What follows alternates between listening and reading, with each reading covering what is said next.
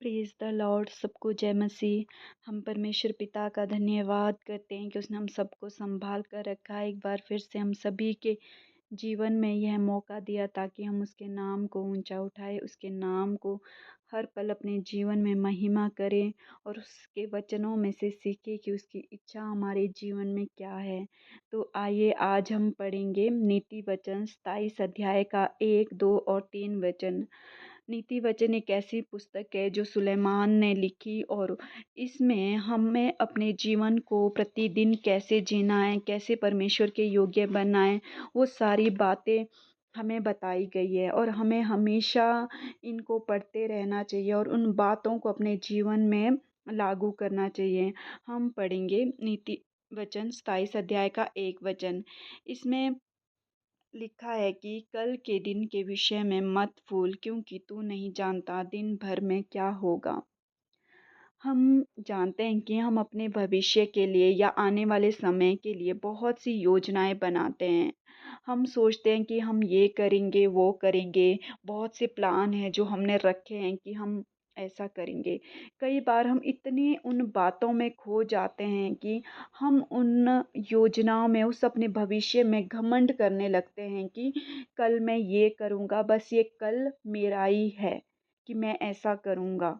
हम परमेश्वर पर भरोसा रखने की वजह हम परमेश्वर पर भरोसा नहीं रखते, बल्कि उस अपने घमंड पर इतना भरोसा रखते हैं कि हम ये करेंगे। ना हम अपने आज के दिन को हम इंजॉय कर पाते हैं, ना हम अपनी योजनाओं को परमेश्वर के हाथों में सौंपते हैं।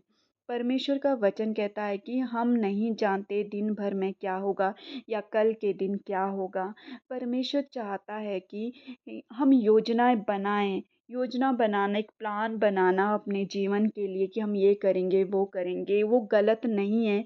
लेकिन जब वो प्लान हमारे जीवन में इतना हावी होने लगता है कि हम उस पर घमंड करने लगते हैं, कि या हम पैसे पर घमंड करते हैं कि हमारे पास इतना है, हम ये करेंगे। हम परमेश्वर को उस समय कहाँ जगह देते हैं। हमें अपनी योजनाओं को, अपनी आज की बातों को परमेश्वर पर के हाथों में सौंपना है और उस कल पर खुद का अधिकार नहीं, लेकिन परमेश्वर का अधिकार रखना है और परमेश्वर के हाथों में सौंप सौंप कर उसे कहना है कि उसकी इच्छा पूरी हो। हर समय एक नया दिन वो हमें देता है, हमें उसके लिए धन्यवाद करना है, क्योंकि यदि उसकी इच्छा होगी तो वो हमारे जीवन में सारी प्लान हमारे सक्सेस करेगा, सारी बातों को पूरी करेगा। इसीलिए सुलेमान कहता है कि हम जो है कल के विषय में है, वो घमंड ना करें, कल के दिन के विषय में मत भूल, कल के दिन के विषय में डिंग मत मार, क्योंकि तू नहीं जानता कि दिन भर में क्या होगा। क्योंकि सच में हम अपने कल की चिंता में, कल को सही करने के चक्कर में हम इतने खोए हुए कि आज हम परमेश्वर को भूल चुके हैं। हम नहीं जानते कल क्या होगा, लेकिन आज जब परमेश्वर हमारे पास है, हम उसके पीछे चलने की से ज़्यादा हम अपनी योजनाओं को महत्व देते हैं। हम सोचते हैं इस कल पर सिर्फ यही अधिकार है, जबकि हम जानते हैं कि हमारे अपने जीवन पर भी कोई अधिकार नहीं है। हम नहीं जानते कि थोड़े ही समय में हमारे साथ क्या हो जाए। इसलिए जब भी हमारे जीवन में ऐसी कोई बातें आएँ तो ज़रूर हम इस वचन को याद रखें, कि हम नहीं जानते कि कल क्या होगा।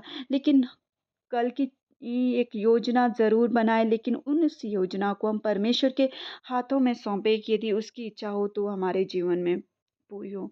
दूसरी जो बात इस वचन में कही है वो है, तेरी प्रशंसा लोग करें तो करें, तू आप ना करना। दूसरा तुझे सराहे तो सराहे, परंतु तू अपनी सराहना ना करना। कि हम अपनी तारीफ खुद ना करें। कई बार हम अपने काम को, अपनी उपलब्धियों को, हम सक्सेस को इतना महत्व देने लगते हैं कि हमने ये पाया, हमने इतना काम किया, इसलिए आज हमें ये चीज़ मिली, हमने ये सब कुछ किया, इतनी मेहनत करी। यदि हम खुद उसकी तारीफ करते तो हमारी क्या वैल्यू रहती है। परमेश्वर का वचन कहता है कि हमने अपनी वो प्रशंसा आप ना करना, लेकिन परमेश्वर चाहता है कि हमारी जो तारीफ़ है, हमारे जो काम है, हमारा जो कैरेक्टर है, हमारा जो चरित्र है, वो ऐसा होने पाए कि लोग उसकी तारीफ़ करें।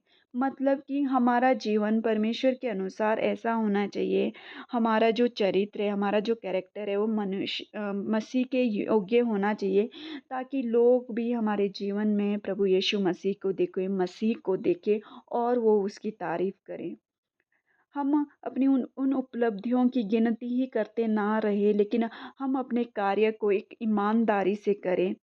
हम अपने जो प्रतिदिन का जीवन है, हम अपना जो कैरेक्टर है, इस तरीके से बनाएँ परमेश्वर के वचन के अनुसार कि सच में हम एक और अविश्वासियों के लिए भी एक उदाहरण के रूप में हो कि परमेश्वर के लोग कैसे होते हैं। क्योंकि अपनी प्रशंसा आप करना और खुद की नज़रों में बस सही होना, ये बहुत ही ज़्यादा हमारे लिए सही नहीं होता है। इसलिए हम इस बात का ध्यान रखें, कहीं हम खुद पर घमंड तो नहीं कर रहे हैं। क्या हम सिर्फ़ खुद की नज़र में सही है? क्या हम परमेश्वर हमें सराहे, परमेश्वर हमारी प्रशंसा करे और वो एक आत्मिक तौर से हमें देखता है। क्या हम आत्मिक जीवन में ऐसा जी रहे हैं कि परमेश्वर हमारी प्रशंसा करे, परमेश्वर हमसे खुश हो, हम अपना जीवन ऐसे बनाएँ, हम सिर्फ़ दिखावा ना करें। और जो तीसरा वचन है हम पढ़ेंगे, इसमें लिखा है कि पत्थर तो भारी है और बालू में बोझ है, परंतु मूढ़ का क्रोध उन दोनों से भारी है। सुलेमान ने इसमें जो हमारा क्रोध होता है, गुस्सा होता है, उसकी एक तुलना उसने पत्थर और बालू से की है कि कितना बड़ा बोझ उनका होता है, कि उन उन कितने भारी होते हैं कि उनको उठाना मुश्किल होता है। लेकिन उससे भी बढ़कर क्या है, हमारा गुस्सा है, हमारा क्रोध है। क्योंकि जो पत्थर और रेत होता है, ये क्या है, हम शारीरिक रूप से कह सकते हैं कि कितना भारी बोझ इसका है। लेकिन जो गुस्से के कारण जो वो परेशानियाँ होती है, जो हमारे मन के अंदर होती हैं, हमारी आत्मा, हमारे परिवारों को क्या है, वो गुस्सा, वो क्रोध हमारे परिवारों को, हमारे रिश्तों को तोड़ देता है। यहाँ यहाँ हमारे मन में ऐसी कोई बात है, जिसके कारण हम गुस्सा है और हम औरों को माफ़ नहीं करें। क्या अभी भी हम उस बोझ को अपने ऊपर लिए हुए हैं? परमेश्वर चाहता है हम एक शांत और एक आनंद का जीवन जिए, उस बोझ को अपने हृदय में रखते हुए ना चले, क्योंकि वो बालू और उस पत्थर से भी बढ़कर है। अगर हमारे मन में किसी के लिए कड़वाहट है, यदि हम किसी के प्रति क्रोधित हैं, यदि हमने किसी को माफ़ नहीं किया है, तो ये बोझ हमारे जीवन को एक ख़त्म कर देता है, उन परेशानियों में डालता है। वो शांति, वो आनंद हमारे जीवन से छीन लेता है। इसलिए हम ज़रूर याद रखें कि उस क्रोध को अपने जीवन में बढ़ने ना दें। हम अब एक शांत और मसीही जीवन जिए, क्षमा करने वाला जीवन जिए। हमारे मन में किसी के प्रति कड़वाहट ना हो, हम उस क्रोध का बोझ लिए हुए ना चलें। इसलिए ये 3 वचन हैं जिनके बारे में आज हमने सीखा है कि परमेश्वर चाहता है हमें रियलाइज़ करवाना कि कहीं ये बातें हमारे जीवन में तो नहीं हैं। और ये बहुत बड़ी-बड़ी बातें नहीं, ये प्रतिदिन हम जो जीवन में करते हैं वो बातें हैं, जिन बातों का हमें ध्यान रखना ज़रूरी होता है। हमारा जो मसीह जीवन है वो कैसा होना चाहिए?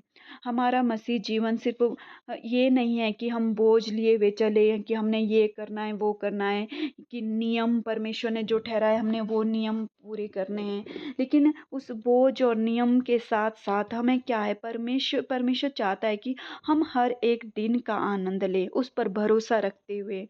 मसीह जीवन को अपने लिए एक बहुत ही मुश्किल परिस्थिति को ना बनने दें कि हम परमेश्वर के पीछे चल रहे हैं तो हम मुश्किलों से चले, परेशानियों से चले, नहीं।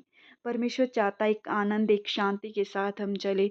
जब हम इन वचनों को पढ़ते हैं, समझते हैं, तो खुद ब खुद वो शांति, वो आनंद हमारे जीवन में कार्य करता है। हमें परमेश्वर के पीछे चलना कोई बोझ नहीं लगता, कोई मुश्किल नहीं लगता। लेकिन हमने उस बोझ को अपनी हर एक ही संसार की चिंता को, संसार की बातों को, प्रतिदिन के जीवन को, अपने प्लान को, अपनी योजनाओं को परमेश्वर के हाथों में सौंपना है। आइए इन 3 वचनों के लिए जो हमने सीखे, हमने पढ़े, हम प्रार्थना करें और परमेश्वर से प्रार्थना करें कि सच में परमेश्वर इन वचनों के ज़रिए हमारे जीवन में कार्य करे, हम इस वचनों के अनुसार अपना जीवन जिए। आइए हम सभी प्रार्थना करें। धन्यवाद प्रभु इन वचन के लिए जो आपने हमें दिए। होने दे परमेश्वर प्रभु, जो वचन आपने हमें दिए ये बहुतायत का फल लेके आए। हम वो उस फ्यूचर की चिंता में अपना जीवन ना बिताएं, उस फ्यूचर पर घमंड ना करें, बल्कि परमेश्वर हम अपने बोझ को आपके हाथों में देते। प्रतिदिन का जीवन हम एक शांत और एक आनंद के साथ जिए। उस क्रोध, उस कड़वाहट के बोझ को हम अपने जीवन में ना रखें और अपनी बड़ाई ना करें, बल्कि अपने करैक्टर को, अपने चरित्र को परमेश्वर आपके योग्य बनाएं कि और पर कि हम खुद पर घमंड ना करें, खुद को ना सराय, लेकिन आप है जो हमारी प्रशंसा करें। आप हमारा हर एक कार्य आपको भाए और आपको अपने जीवन में पहला स्थान दे। पवित्र आत्मा इन सभी बातों को करने में, इन वचनों को याद करने में और प्रभु उनको उनके अनुसार अपने जीवन को चलाने में प्रभु आप हमारी मदद करें। प्रभु सभी सुनने वालों को प्रभु मैं आपके हाथों में देती हूँ। धन्यवाद प्रभु यीशु मसीह, हमारी अगुवाई करने के लिए, मार्गदर्शन करने के लिए। सारी आदर महिमा आपको देते हुए प्रभु यीशु के नाम से मांगते हैं, आमीन।